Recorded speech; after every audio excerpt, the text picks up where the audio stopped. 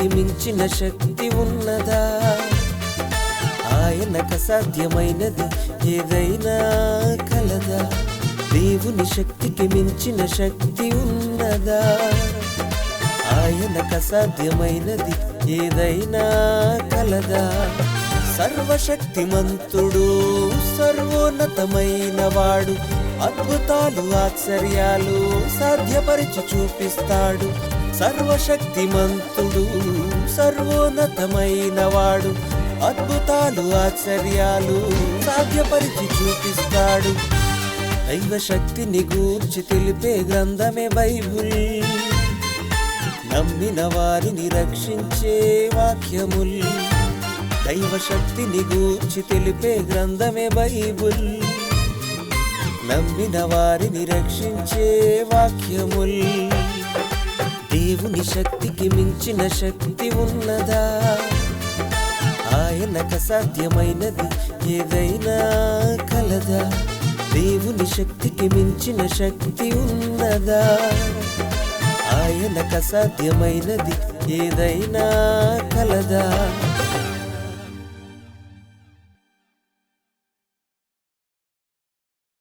దైవశక్తి అనే కార్యక్రమానికి మీ అందరికీ నా హృదయపూర్వకమైన స్వాగతం. నా ప్రియ సహోదరి సహోదరులారా, మీ అందరికీ మన ప్రభు అయిన యేసుక్రీస్తు వారి పేరిట వందనములు తెలియజేస్తున్నాను. దేవుని యొక్క లక్షణాలను మనం తెలుసుకోవాలంటే జగదోత్పత్తి మొదలుకొని సృష్టింపబడిన వస్తువులను ఆలోచించాలి. వాటిని ఆలోచిస్తే దేవత్వము మరియు నిత్యశక్తి మనకు అర్థమవుతాయి.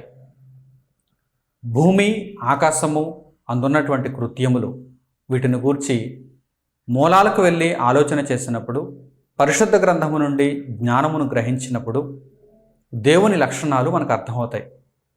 ప్రియులారా, భూమిని గూర్చి గత భాగాలలో నేను దేవుని గ్రంథము నుండి ఎన్నో సంగతులను మీకు తెలియజేశాను.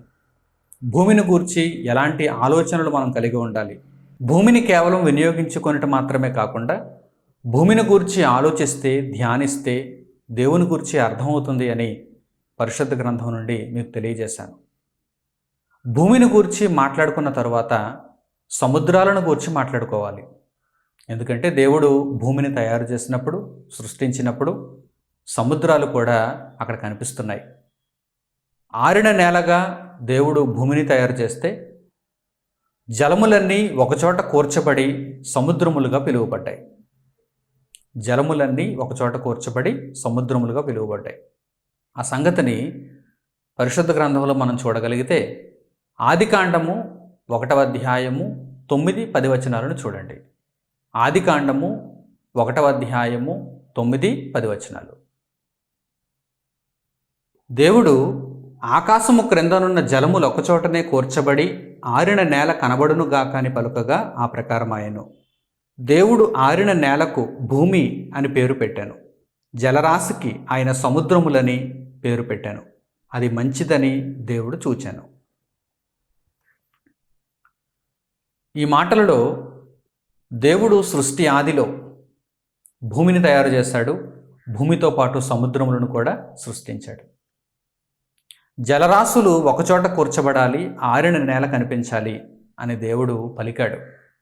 దానిని బట్టి ఆయన ప్రజ్ఞతో, ఆయన తెలివితో, ఆయన జ్ఞాన బలములతో భూమి సృష్టింపబడింది, సముద్రములు సృష్టింపబడ్డాయి. జలరాశికి సముద్రములని పేరు పెట్టబడెను. ఈరోజు మనం భూగోళాన్ని చూస్తే భూమి యొక్క ఉపరితలం మీద సుమారు 71% నీరుంది. ఈ నీరు ఎక్కువ భాగం సముద్రాల రూపంలో ఉంది.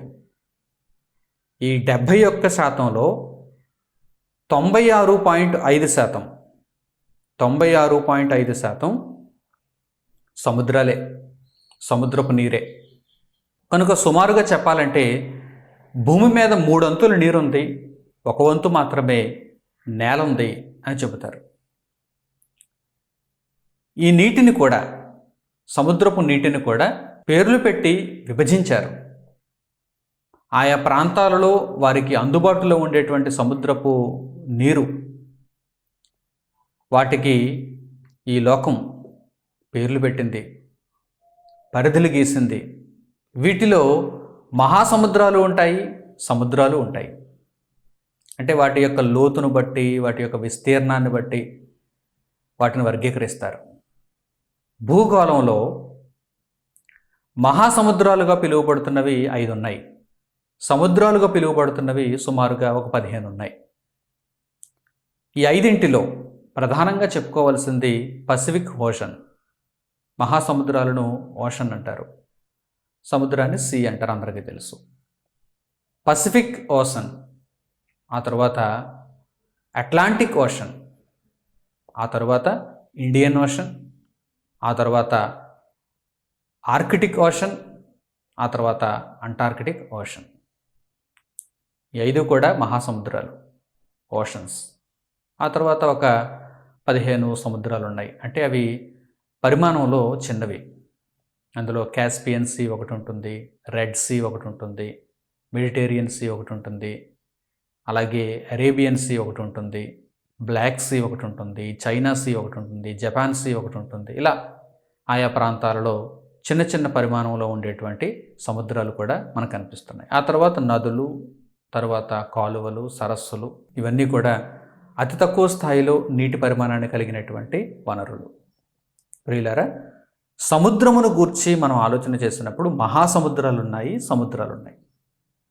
వీటిని ఈ లోకం దైవ దృష్టితో చూడలేదు. మహాసముద్రాలను కానీ సముద్రాలను కానీ దేవుని జ్ఞానము చొప్పున ఈ లోకం ఆలోచన చేయలేదు. మహాసముద్రాలను సముద్రాలను చూచినప్పుడు లోకానికి మనసులోకి వచ్చేది ఏంటి చెప్పండి? లోకమందు ఉన్నటువంటి మనుష్యులకు వారి మదిలో ఉండేటువంటి ఆలోచనలు ఏంటి చెప్పండి? సముద్రాన్ని చూడగానే, ఒక మహాసముద్రాన్ని చూడగానే దానిలో ప్రయాణం చేయాలి, సరుకుల రవాణా చేసుకోవాలి, ఒక ప్రాంతం నుండి మరో ప్రాంతానికి సరుకులు రవాణా చేసుకోవాలి, మనుషులు కూడా ప్రయాణం చేయాలని ఆలోచన చేస్తారు. అంటే ప్రయాణం గుర్తొస్తుంది, సముద్ర ప్రయాణం. రెండవది చేపల వేట. సముద్రంలో ఉండేటువంటి చేపలు, వాటిని పట్టుకోవాలి, వాటిని ఆహారంగా తీసుకోవాలి. ఆయా దేశాలు పరిధులు నిర్ణయించుకున్నాయి. ఆ పరిధిలో జాలర్లు వెళ్తూ ఉంటారు, వారు చేపలు పడుతూ ఉంటారు. ఆ తర్వాత సముద్రంలో ఉండేటువంటి భూభాగం, సముద్రం క్రిందకి వెళ్తే మరలా భూమి తగులుతుంది కనుక ఆ సముద్రపు అడుగు భాగమున భూమిలో నుండి చమురు నిక్షేపాలు, వాయు నిక్షేపాలు తీయాలి, బయటకు తీయాలి, వాటిని మేము వాడుకోవాలని దేశాలు భావిస్తూ ఉంటాయి. అంటే సముద్రాలను చూడగానే, మహాసముద్రాలను గూర్చి ఆలోచన చేయగానే అందరికీ ఆలోచనలోనికి వచ్చేది, వారి మదిలోనికి వచ్చేది ఏంటంటే ఒక ప్రయాణం, చేపల వేట, లేదంటే చమురు వాయు నిక్షేపాలు. ఇక దీనికి మించినది ఏదైనా ఉంది అంటే దేశాల రక్షణ కోసం సముద్రాలను, మహాసముద్రాలను వాడుకుంటూ ఉంటారు. అంటే నేవీ అనే పేరుతో సైన్యాన్ని రూపొందించుకొని సముద్రం ద్వారా యుద్ధాలు చేయటానికి సముద్రాలను ఉపయోగించుకుంటూ ఉంటారు. జలాంతర్గాములను వారు ప్రయోగిస్తూ ఉంటారు. ఇవి మాత్రమే ప్రజల దృష్టిలో ఉంటాయి. కానీ ఒక సముద్రాన్ని, మహాసముద్రాన్ని చూచినప్పుడు మానవుల యొక్క హృదయంలో మొట్టమొదట మెదలాల్సినటువంటి మాట ఏమిటి, జ్ఞానం ఏమిటి, సంగతి ఏంటి అనేది ఈ లోకానికి తెలియదు. ఈ పాఠం ద్వారా నేను చెప్పాలనుకుంటున్నాను. సముద్రపు ఒడ్డుకొస్తే అది ఒక బీచ్. సముద్రపు ఒడ్డుకొస్తే ఆ ఇసుక ప్రాంతం అదొక బీచ్ కింద, పర్యాటక కేంద్రం కింద దానిని వినియోగించుకుంటారు. ఇవేనా మానవులకు తెలిసింది? మొట్టమొదట మహాసముద్రాలను, సముద్రాలను, వీటిని గూర్చి ఆలోచన చేసినప్పుడు ప్రారంభంలోనే దేవుడు పరిశుద్ధ గ్రంథమును తెరవగానే మొదటి పేజీలోనే దేవుడు తెలియజేసిన మాటలేంటి? భూమిని ఆయన తయారు చేశాడు, సముద్రములను ఆయన సృష్టించాడు. దేవుని సృష్టి. భూమి దేవుని సృష్టి, సముద్రములు దేవుని సృష్టి. సముద్రములు ఎలా సృష్టింపబడ్డాయి? భూమి ఎలా సృష్టింపబడింది? జలములు ఒకచోటనే కూర్చబడును గాక అనగానే, ఆయన మాట ఆ విధంగా పలుకగానే అది మంచిదని ఆయన చూచినప్పుడు సముద్రములుగా ఏర్పడ్డాయి. ఆరిన నేలకు ఆయన భూమి అని పేరు పెట్టాడు. జలములు ఒకచోటే కూర్చబడి సముద్రములుగా పిలువబడుతున్నప్పుడు వాటికి సముద్రములుగా ఆయన పిలిచాడు. వీటిని మంచిదిగా దేవుడు చూచాడు. ప్రియులారా, దానిని బట్టి ఈరోజు సముద్రాలు మనకు కనిపిస్తున్నాయి. సముద్రాన్ని చూడగానే దాని మీద మళ్ళా కవితలు కూడా. సముద్రమంత సహనం మనకు ఉండాలని, సముద్రమంత ప్రేమను చూపించాలని లోకంలో మనుషులు మాట్లాడుకుంటూ సముద్రాన్ని ఈ విధంగా ఉపయోగించుకుంటున్నారే తప్ప సముద్రము గురించి మనిషికున్న జ్ఞానం ఎంత, దేవునిపై మనిషికున్న పరిజ్ఞానం ఎంత? పరిశుద్ధ గ్రంథంలోనే మాటలు మనకు కనిపిస్తాయి, జ్ఞానమును మనకు నేర్పిస్తాయి. ప్రియులారా, మొట్టమొదట సముద్రములు దేవుని మాట వలన ఎలా సృష్టింపబడ్డాయో ఆదికాండం 1వ అధ్యాయం 9-10 వచనాల్లో మనం చూసాం. ఆ తర్వాత సముద్రము ఆయనది అని ఆయన తెలియజేస్తున్నాడు. ఈరోజు దేశాలు పరిధులు గీసుకుంటున్నాయి. సముద్రంలో ఇంత మేరకు నా పరిధిలో ఉంటుంది, ఆ తర్వాత నీ పరిధిలో ఉంటుంది అని పరిధులు గీసుకుంటూ ఉంటాయి. కోస్ట్ గార్డులు అక్కడి వరకు వెళ్ళి పహారా కాస్తూ ఉంటారు. సముద్రం ఎవరిది ఇంతకీ? పసిఫిక్ ఓషన్ ఎవరిది? అట్లాంటిక్ ఓషన్ ఎవరిది? ఇండియన్ ఓషన్ ఎవరిది? ఆర్కిటిక్ ఓషన్ ఎవరిది? అంటార్కిటిక్ ఓషన్ ఎవరిది? సముద్రాలన్నీ ఎవరివి? దేవునివి. దేవుడు సృష్టించాడు. అసలు దేవుని పేరు లోకంలో ఉందా? కీర్తనల గ్రంథంలో వ్రాయబడినటువంటి అద్భుతమైన మాటను ఇప్పుడు మీరు చూడండి. కీర్తనల గ్రంథము 95వ అధ్యాయము 4వ వచనం నుంచి. కీర్తనల గ్రంథము 95వ అధ్యాయము 4వ వచనం నుంచి చూడండి.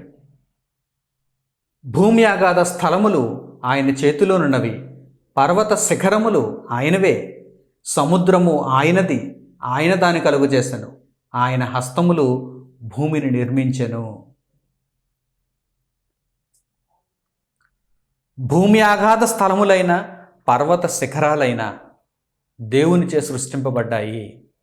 సముద్రమైన భూమైన దేవుని యొక్క సృష్టి. సముద్రము ఆయనది అంటున్నాడు చూడండి. ఆయన దానిని సృష్టించాను. ఎవరు సృష్టించారో అది వారిది, అది వారి హక్కు కదా. మరి వారిని గూర్చి నేడున్న లోకం అసలు మాట్లాడుతుందా? లోకానికి జ్ఞాపకం ఉందా? సముద్రాన్ని చూస్తే చేపలు గుర్తొస్తాయి, సముద్రాన్ని చూస్తే బీచ్ గుర్తొస్తుంది, సముద్రాన్ని చూస్తే రవాణా గుర్తొస్తుంది, సముద్రాన్ని చూస్తే యుద్ధాలు గుర్తొస్తాయి, సముద్రాన్ని చూస్తే చమురు నిక్షేపాలు గుర్తొస్తాయి. కానీ సముద్రాన్ని చూస్తే దేవుడు గుర్తొస్తున్నాడా? దేవుని సృష్టిని జ్ఞాపకం చేసుకుంటున్నారా? దేవుని కార్యక్రమాలను గుర్తు చేసుకుంటున్నారా? దేవుని యొక్క సంగతులు పరిశుద్ధ గ్రంథంలో ఆ వాక్యములుగా వ్రాయబడినటువంటి సంగతులు, సముద్రమును గూర్చి దేవుడు వ్రాయించిన సంగతులు జ్ఞాపకం చేసుకుంటున్నారా? ఎక్కడైనా, ప్రపంచంలో ఎక్కడైనా ఇదే ప్రశ్న. ప్రియులారా, సముద్రం అనగానే అది దేవుని సృష్టి, దైవశక్తి వలన సృష్టింపబడిన సముద్రము. సముద్రము ఆయనది, సముద్రము ఆయనది. కనుక సముద్రము అనగానే, మహాసముద్రము అనగానే, ఒక నది అనగానే వీటిని గూర్చి మనం ఆలోచిస్తున్నప్పుడు, అవి మన జ్ఞాపకాలలోనికి వచ్చినప్పుడు అవి దేవుని సృష్టి, దేవుడి జ్ఞాపకాలలోనికి రావాలి. దేవుడు ప్రథమ స్థానంలో ఉండాలి. మరో వాక్య భాగంలో ఆయన ఏం తెలియజేస్తున్నాడు తెలుసా? సముద్రములు ఉన్నాయి, మహాసముద్రములు కూడా ఉన్నాయి. ముందు మనం మాట్లాడుకున్నాం కదా, భూమి మీద ఓషన్స్ ఉన్నాయి, తర్వాత సీస్ ఉన్నాయి. మహాసముద్రాలు, సముద్రాలు, వీటి ద్వారా ఆయన తనకిష్టమైన దానిని జరిగిస్తాడు. సముద్రాలు, మహాసముద్రాలు ఆయన వలన సృష్టింపబడ్డాయి. పరిశుద్ధ గ్రంథం ద్వారా మీరు తెలుసుకున్నారు. అవి ఇప్పుడు ఆయన ఆధీనంలో ఉన్నాయి, ఆయన కంట్రోల్లో ఉన్నాయి. ఆయన తనకిష్టమైన దానిని వాటి ద్వారా జరిగిస్తాడు. అద్భుతమైనటువంటి సంగతి అండి ఇది. ఈ సముద్రం ఇంత మేరకు మా కంట్రోల్లో ఉంది అని ఒక దేశం మాట్లాడుతుంది. ఒక సముద్రం ఇంత మేరకు మా కంట్రోల్లో ఉంది, మా కోస్ట్ గార్డులు అక్కడ వరకు వెళ్ళి పహారా కాస్తూ ఉంటారు, మిగిలిన వారిని లోపలికి రానివ్వరు అంటూ ఉంటారు. అసలు సముద్రాన్ని కంట్రోల్ చేయగలిగినటువంటి కెపాసిటీ ఈరోజు భూమి మీద ఏ రాజ్యానికైనా దేశానికైనా ఉందా? సముద్రం ఒకవేళ పొంగి పొర్లితే పారిపోతారు, మునిగిపోతారు. సముద్రంలో నుంచి చమురు వాయు నిక్షేపాలను తీసుకోవాలనుకుంటారు. అదే సముద్రం ఆ చమురు వాయు నిక్షేపాలను తీసేటువంటి ఆ వెజల్ని మింగేస్తే, ఆ మొత్తం స్టేషన్ అంతా మింగేస్తే అక్కడ ఉన్న వారందరూ చనిపోతారు. అక్కడ ఉన్న వస్తువులన్నీ కొలాప్స్ అయిపోతాయి, భూగర్భంలో కలిసిపోతాయి, ప్రమాదం వాటిల్లుతుంది. సముద్రం ఎవరి కంట్రోల్లోనూ ఉండదు, దేవుని కంట్రోల్లో మాత్రమే ఉంటుంది. వీరంతా కూడా క్రింద అంటే భూమి మీద మేకపోతు గాంభీర్యాలను చూపిస్తూ ఉంటారు. మా పరిధిలో ఉంది, ఇక్కడ వరకు మా పరిధిలో ఉంది, మళ్ళీ దీని గురించి యుద్ధాలు ఒకటి, దీని మీద మరలా కమిటీలు ఒకటి. చూసారా? సముద్రము ఆయనది, ఆయన దానిని సృష్టించాడు. ఆయన తనకిష్టం వచ్చినట్టుగా సముద్రం పట్ల చేస్తాడు. ఆ మాటను ఇప్పుడు చూడండి మీరు. కీర్తనల గ్రంథము 135వ అధ్యాయము 6వ వచనం. కీర్తనల గ్రంథము 135వ అధ్యాయము 6వ వచనం. ఆకాశమందును భూమి యందును సముద్రముల యందును మహాసముద్రములన్నిటి యందును ఆయన తనకిష్టమైనదంతయు జరిగించువాడు. ఆకాశమందు కానీ భూమి మీద కానీ సముద్రాలలో కానీ మహాసముద్రాలలో కానీ అన్నింటిలోనూ ఆయన తనకిష్టమైన దానిని జరిగిస్తాడు. ఎందుకంటే ఆయన సృష్టికర్త, ఆయన ఆధీనంలో ఇవన్నీ ఉన్నాయి. ఇప్పుడు పసిఫిక్ మహాసముద్రం అయినా అట్లాంటిక్ మహాసముద్రం అయినా ఎవరి ఆధీనంలో ఉంటుంది? దేవుని ఆధీనంలో.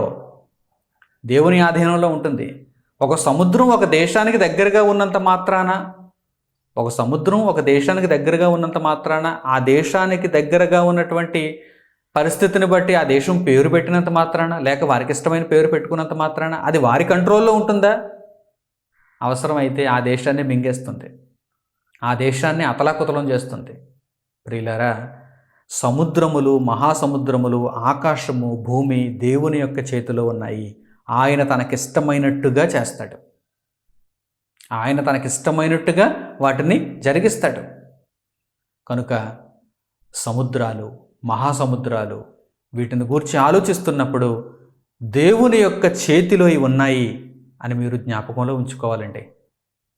ఇవి దేవుని వలన సృష్టింపబడ్డాయి అని పూర్తి విశ్వాసంతో నమ్మాలండి.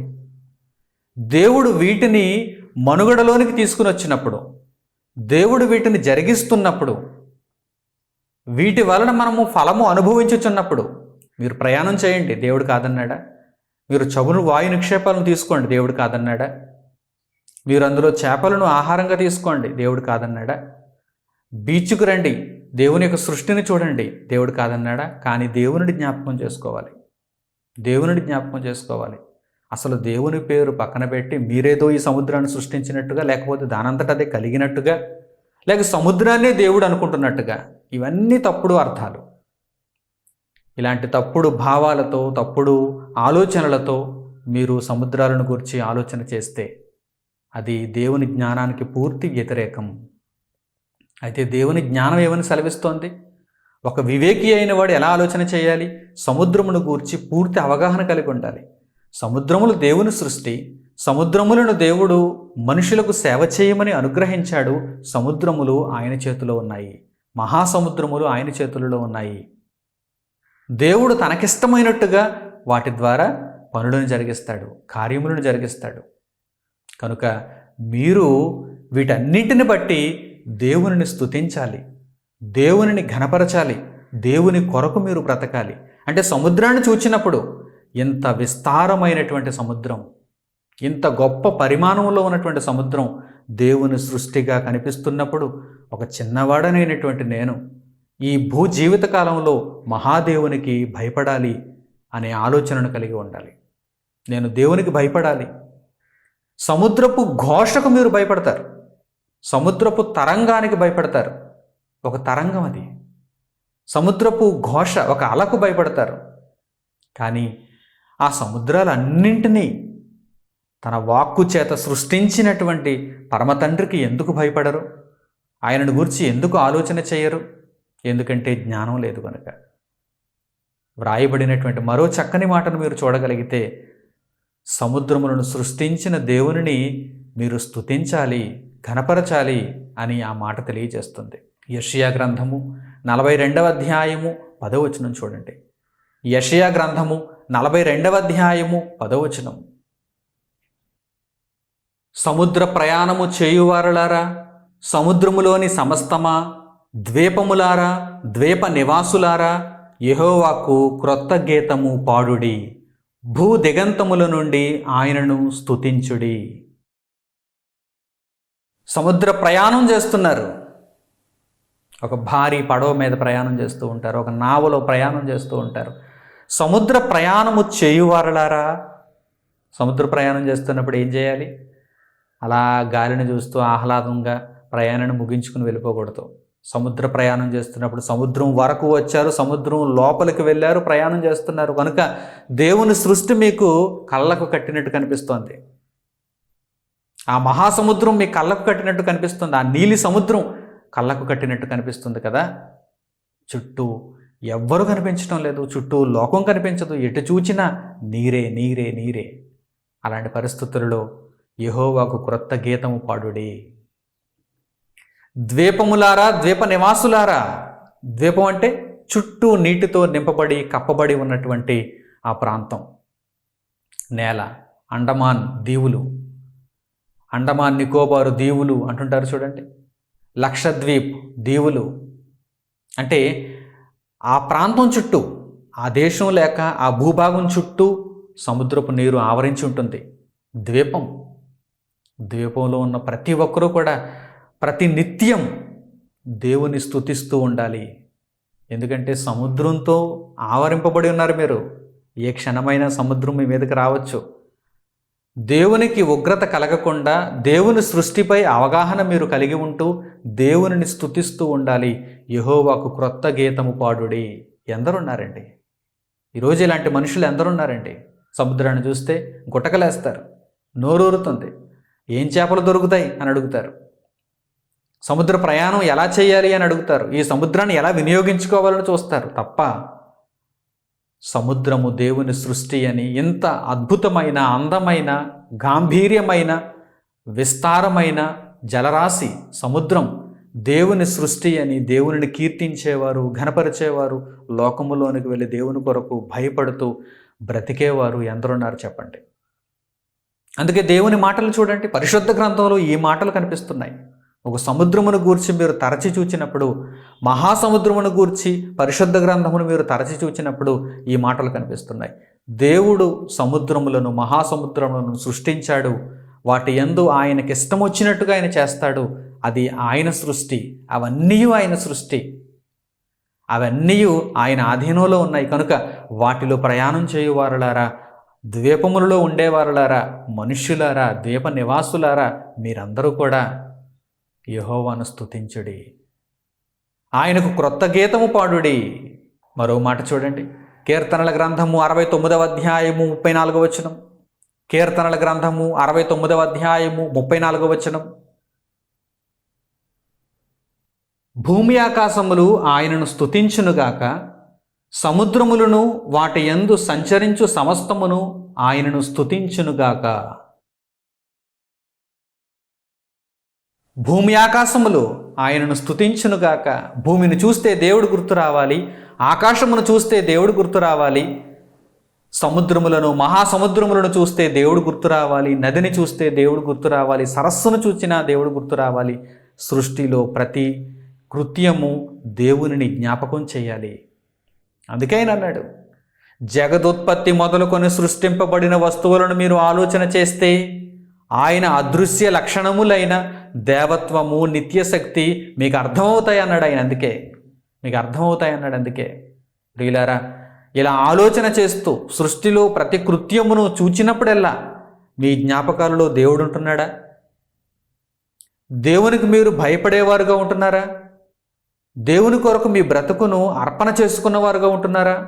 దేవుని కొరకు బ్రతికేవారుగా ఉంటున్నారా? ఒక్కసారి ప్రశ్నించుకోండి. కానీ దేవుని వాక్యం అయితే ఏమని సెలవిచ్చిందో చూడండి. పరిశుద్ధ గ్రంథంలో దేవుని మాటలు ఏమని సెలవిచ్చాయి చూడండి. సముద్రము, మహాసముద్రము ఇవి మీ జ్ఞాపకాలలో ఉన్నప్పుడు, వాటి మీద మీరు ప్రయాణం చేస్తున్నప్పుడు, వాటి ద్వారా మీరు ఫలం అనుభవిస్తున్నప్పుడు, ఒక చేప ఇంటికి తెచ్చుకుంటారు, సముద్రంలో పట్టిన చేప ఇంటికి తెచ్చుకుంటారు, కూర వండుకుంటారు, తినేస్తారు. ధనం చెల్లించి చేప తెచ్చుకున్నారు కనుక కూర వండేసుకుంటున్నారు, తినేస్తున్నారు. అసలు దేవుణ్ణి జ్ఞాపకం ఉంచుకుంటున్నారా? జలరాశులలో జలచరములను ఆయన సృష్టించాడు. పట్టి తేవటానికి నువ్వు పైకం చెల్లించావు, సృష్టించిన దానికి నువ్వు ఎవరికి పైకం ఇవ్వలేదు. సముద్రంలో ఆ నీటి అడుగు భాగంలో ఉన్నటువంటి ఆ చేపను పట్టి, వలలో పట్టి తీసుకుని రావటానికి ఆ రవాణా ఖర్చు, అతడు పట్టినందుకు ఖర్చు, నీవు ఆ ధనాన్ని చెల్లించి ఇంటికి తెచ్చుకున్నావు, కూర వండుకున్నావు, తినేసావు. సముద్రపు చేప అంటాం. సీ ఫుడ్ రెస్టారెంట్స్లో, సీ ఫుడ్ రెస్టారెంట్స్. ప్రియులారా, ఆరగించండి, తప్పులేదు. దేవుడు ఆరగించమని ఇవన్నీ ఇచ్చాడు. అయితే ఆరగించేటప్పుడు దేవుని జ్ఞాపకం చేసుకోవాలి. ఆహారంగా వాటిని తీసుకునేటప్పుడు దేవుని జ్ఞాపకం చేసుకోవాలి. దేవుని కొరకు బ్రతకాలి. ఆరగించేది ఎందుకు? పొట్ట పెంచడానికా? క్రొవ్వు పెంచుకోవడానికా? దేవుని కొరకు బ్రతకడానికి, దేవుని కొరకు నువ్వు పని చేయటానికి, దేవుని చిత్తమును పూర్తి చేసుకోవటానికి.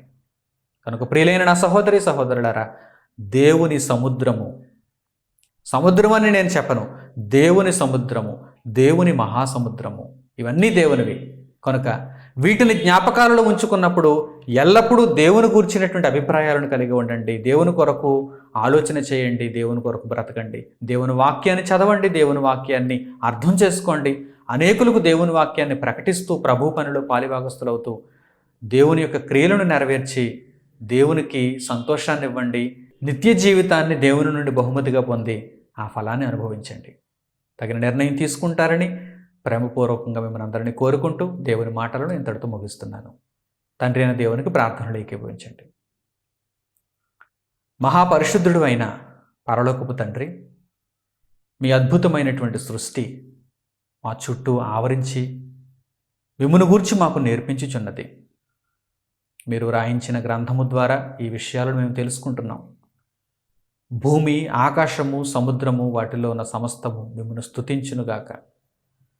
నాయన, లోకములో బ్రతుకుచున్న మేము నిత్యము మహాసముద్రాలను, సముద్రాలను, నదులను, నీటి వనరులను మేము చూస్తూనే ఉన్నాం. వాటిని చూచినప్పుడల్లా, వాటి వలన ఫలము పొందుచున్నప్పుడల్లా మిమ్మల్ని గూర్చి జ్ఞాపకం చేసుకునేటువంటి భాగ్యం మాకు దయచేయండి. మీరు మా జ్ఞాపకాలను నిరంతరం ఉండాలి. మీ కొరకు మేము బ్రతకాలి, మీ చిత్తాన్ని నెరవేర్చాలి, మిమ్మల్ని సంతోషింపచేయాలి.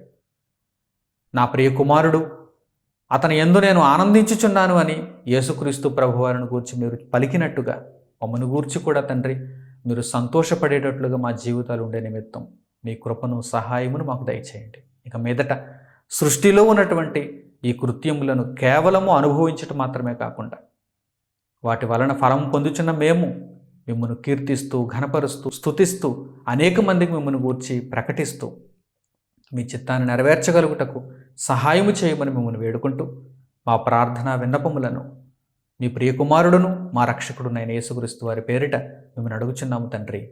ఆమేన్.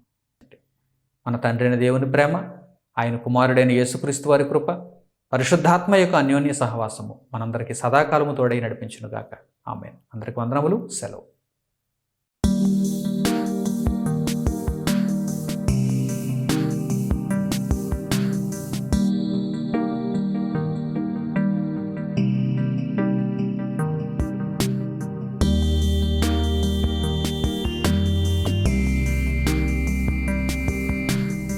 సహోదరులు మణికుమార్ గారు ప్రసంగించిన ఎన్నో ఆత్మ సంబంధమైన సంగతులను ఉచితంగా వీక్షించుటకు మా యూట్యూబ్ ఛానల్స్ను తప్పక దర్శించండి. మా సమాచారమును ఎప్పటికప్పుడు తెలుసుకొని ఆత్మీయ అభివృద్ధిని అందవలనంటే మా యూట్యూబ్ ఛానల్స్ను సబ్స్క్రైబ్ చేసుకోండి. సత్వర నోటిఫికేషన్ కొరకు సబ్స్క్రైబ్ బటన్ ప్రక్కన ఉన్న బెల్ సింబల్ను క్లిక్ చేయండి. మరిన్ని వివరాలకు మీరు సంప్రదించవలసిన మా ఫోన్ నంబర్స్ 8978414178 మరియు 8333927666. ధన్యవాదములు.